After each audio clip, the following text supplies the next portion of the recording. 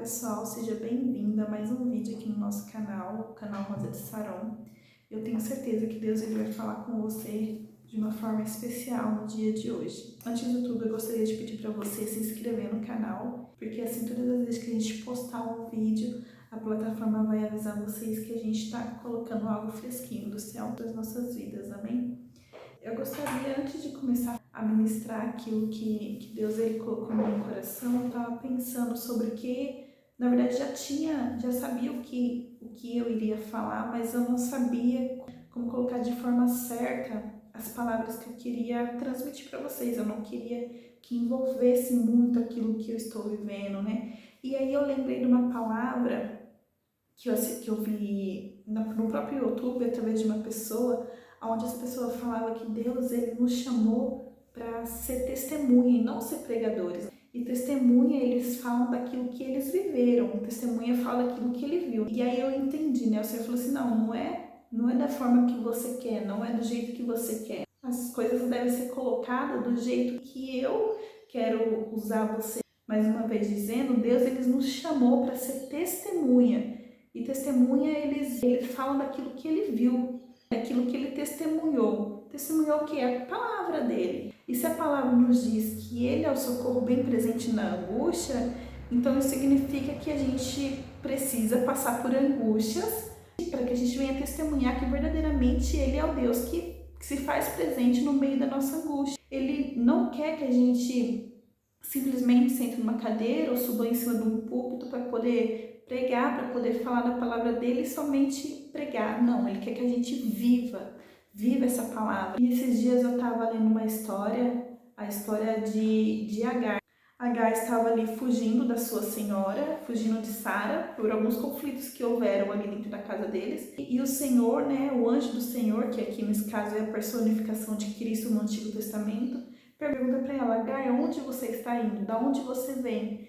E ali eles começam a ter um diálogo, e ali a Bíblia vai nos dizer que Agar deu o nome para o Senhor como o Deus que me vê. Ou seja, Agar ela testemunhou que verdadeiramente o Senhor é o Deus que via ela, e por isso ela deu esse nome para ele, porque ela viveu, ela testificou que verdadeiramente o Senhor é aquele que vê e vê todas as coisas. Então, se a palavra nos diz ainda que a figueira não floresça, muitas das vezes a gente acha esse versículo muito bonito, né? Que ainda que a figueira não floresça, que não haja fruto na vide, todavia eu me alegrarei no Senhor. Mas o Senhor vai nos fazer passar por adversidades para saber que a alegria verdadeiramente está nele. Eu quero falar um pouco daquilo que Deus ele tem mostrado para mim.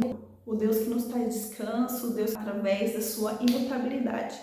E o texto que eu gostaria de ler se encontra em Hebreus capítulo 6, 13 até o versículo 19, que vai nos dizer assim: Quando Deus fez sua promessa a Abraão, jurou por si mesmo, tendo em vista não haver nenhum outro por quem jurar, e declarou: Esteja certo de que o abençoarei e farei numerosos os seus descendentes. Sendo assim, havendo Abraão esperado com paciência certeira, alcançou a promessa.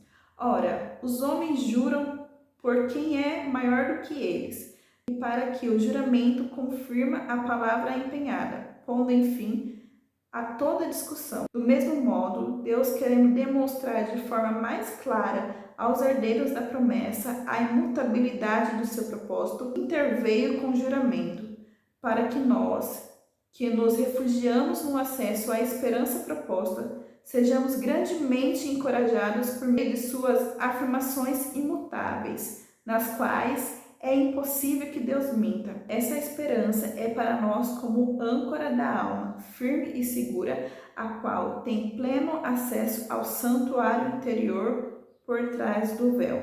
Aqui eu gostaria de ressaltar duas palavras que eu acho muito importante definir para a gente conseguir entender e aprofundar mais o que a palavra está nos falando, que é a palavra âncora e a palavra alma. Para âncora, objeto pesado que serve para fixar uma embarcação ao fundo de um corpo de água, evitando que ele se desloque com o vento ou a correnteza.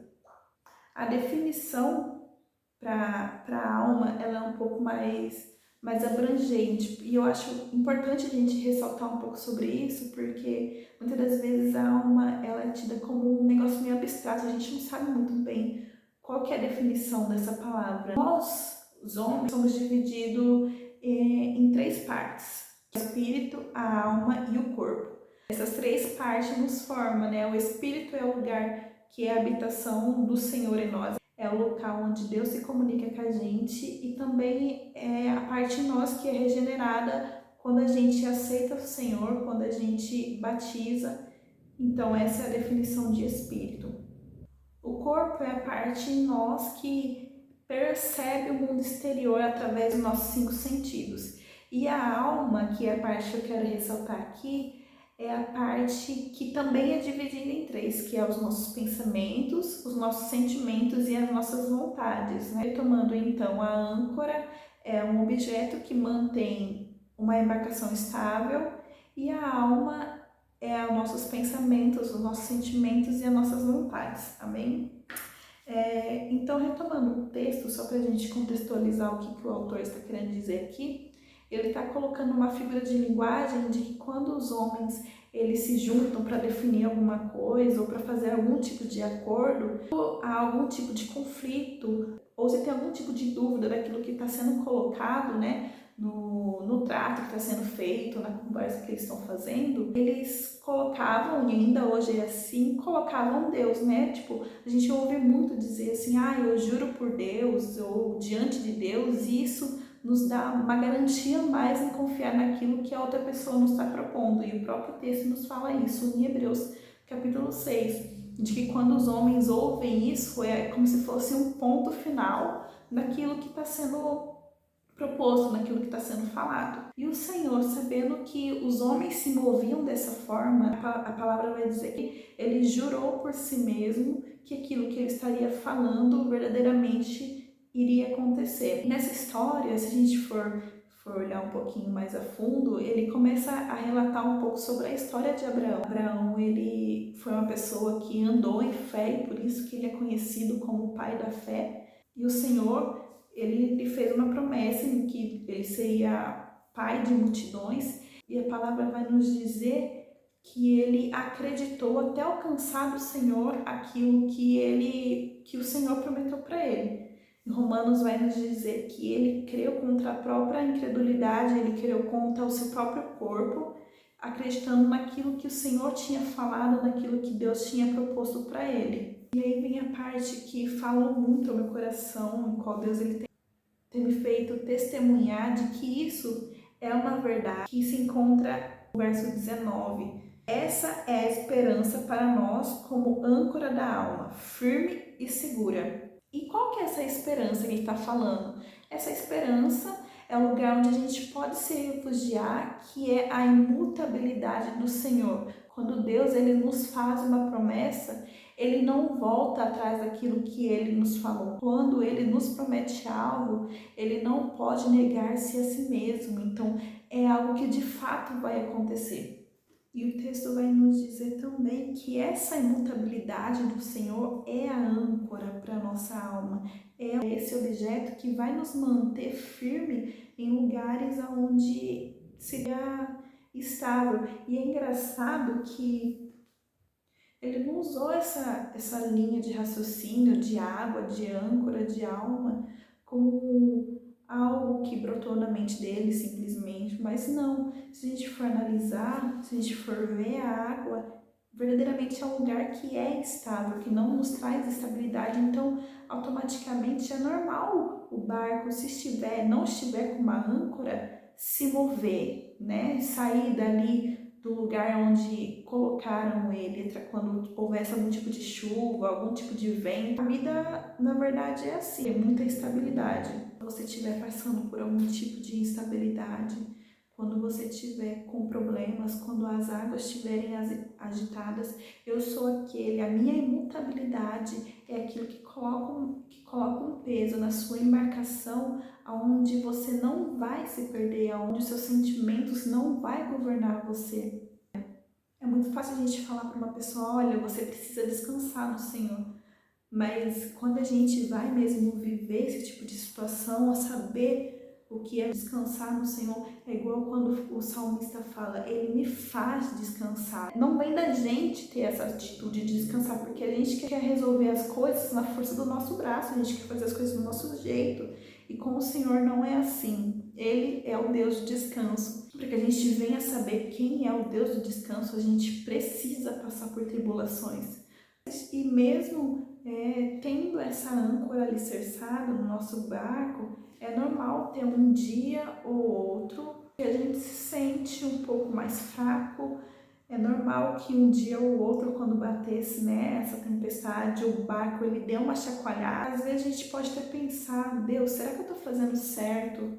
Eu falo porque já se passaram alguns pensamentos assim, será que eu estou tomando a atitude certa? Será que é isso mesmo que o Senhor tem para mim? Será que eu não confundi aquilo que o Senhor falou comigo? Ou quando o Senhor usou alguém para falar comigo também, não era algo do Senhor? Mas essa é a realidade, ter estabilidade no Senhor, crendo que Ele vai cumprir aquilo que Ele falou no tempo certo. Não vamos deixar que essas adversidades, que esses pensamentos, que muitas das vezes até o próprio inimigo lança na nossa cabeça, de que a gente não vai alcançar, de que Deus não está nos ouvindo, que Deus não está no nosso barco, que Ele simplesmente nos abandonou, não venha roubar de nós a adoração. Esses dias eu estava me preparando para ir para o retiro e aquele dia era um desses dias, sabe, que a minha embarcação deu uma chacoalhada. E eu estava arrumando minhas coisas e eu peguei o meu tablet aqui e fui colocar uma palavra e uma pessoa pegou e falou assim, Paulo estava preso quando estava escrevendo o livro de Filipenses. E mesmo preso, ele estava falando sobre alegria, sobre se alegrar no Senhor, e ele enfatizava isso. Alegrai-vos no Senhor, digo novamente, alegrai-vos no Senhor. E muitas das vezes a gente para de louvar. Eu acho que é uma das primeiras coisas que o inimigo ele tenta roubar de nós, né? A nossa adoração ao Senhor. E eu parei de pensar e falei assim, Deus, verdadeiramente, havia algumas coisas que eu estava deixando de fazer no meu tempo de adoração, assim, com o Senhor, sabe?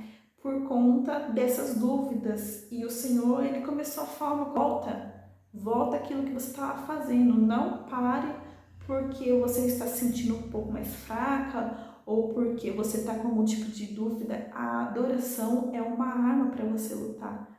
E aí, quando você vai decorrer no livro de Filipenses, no capítulo 4, ele vai continuar falando, olha, não vos andei ansioso por coisa alguma, antes todas as coisas lhe sejam conhecidas pelo Senhor através de súplicas e orações, na qual, quando isso vier a acontecer, quando a gente depositar diante do Senhor as nossas súplicas, a nossa oração em relação àquilo que tem nos angustiado, a paz que excede todo entendimento os guardará em Cristo Jesus. Ou seja, todas as vezes que a gente sentir que a nossa embarcação está de alguma certa forma sendo abalada, existe um lugar de descanso no Senhor, através da oração, através da súplica, aonde o Senhor nos ouve.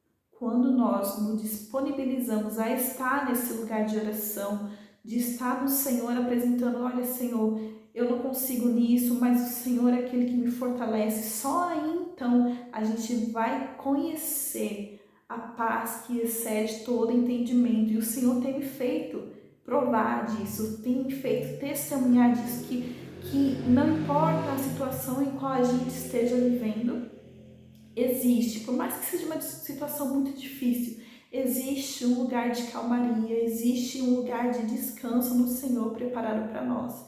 Mas para isso a gente precisa se achegar a Ele. Amém? É isso que o Senhor colocou no meu coração. Não desista daquilo que Ele te prometeu. Creia que Ele é a estabilidade, a imutabilidade dEle é a âncora para a sua alma, para o seu sentimento, para os seus pensamentos, para a sua vontade. E obrigada pela tua companhia até aqui e até a próxima.